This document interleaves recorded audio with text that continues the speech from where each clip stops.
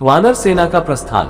हनुमान के मुख से लंका का यह विशद वर्णन सुनकर रामचंद्र बोले, हनुमान, तुमने भयानक राक्षस रावण की जिस लंकापुरी का वर्णन किया है उसे मैं शीघ्र ही नष्ट कर डालूंगा। सुग्रीव, अभी विजय नामक मुहूर्त है और इस मुहूर्त में प्रस्थान करना अत्यंत उपयुक्त है, अतः तुम तत्काल प्रस्थान की तैयारी करो।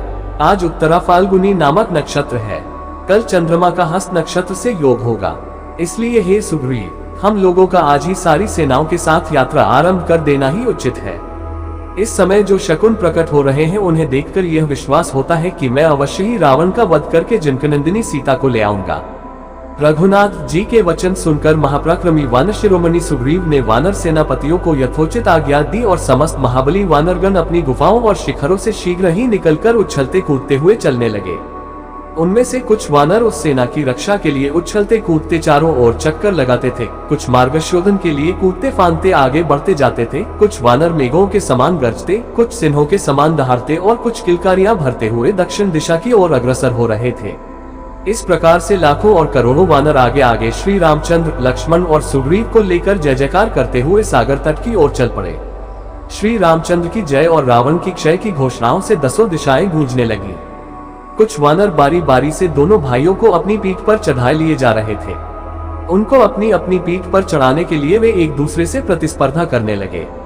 उनकी तीव्र गति के कारण समस्त वातावरण धूली धूसरित हो रहा था, अंबर धूमिल हो गया था और आकाश में चमकता हुआ सूर्य भी फीका पड़ गया था। जब वह सेना नदी नालों को पार करती तो उनके प्रवाह भी उसके कारण परिवर्तित हो जाते थे। चारों ओर वानर ही वानर दिखाई देते थे। वे मार्ग में कहीं विश्राम लेने के लिए भी एक क्षण को नहीं ठहरते थे। उनके मन मस्तिष्क पर केवल रावण छाया हुआ था।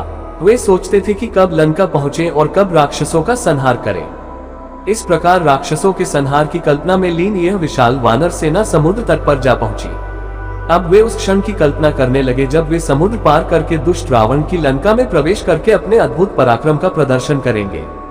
सागर के तट पर एक स्वच्छ शिला पर बैठ राम सुग्रीव से बोले, हे सुग्रीव, हम सागर के तट तक तो पहुंच गए। अब यहाँ मन में फिर वही चिंता उत्पन्न हो गई कि इस विशाल सागर को कैसे पार किया जाए। अपनी सेना की छावनी यही डालकर हमें इस समुद्र को पार करने का उपाय सोचना चाहिए। इधर जब तक हम इसका उपाय ढूंढें, तुम अपने गुप्तचरों को सावधान कर दो कि वे शत्रु की गतिविधियों के प्रति सचेष्ट रहें।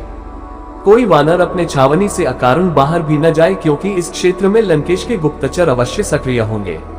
रामचंद्र जी के निर्देशानुसार समुद्र तट पर छावनी डाल दी गई। समुद्र की उत्तुंग तरंगे आकाश का चुंबन कर अपने विराट रूप का प्रदर्शन कर रहा था। संपूर्ण वातावरण जलमय प्रतीत होता था। आकाश में चमकने वाला नक्षत्र समुदाय सागर में प्रतिबिंबित होकर समुद्र को ही आकाश का प्रतिरूप बना रहा था। वानर समुदाय समुद्र की छवि को आश्चर्य, कौतुक और आशंका से देख रहा था।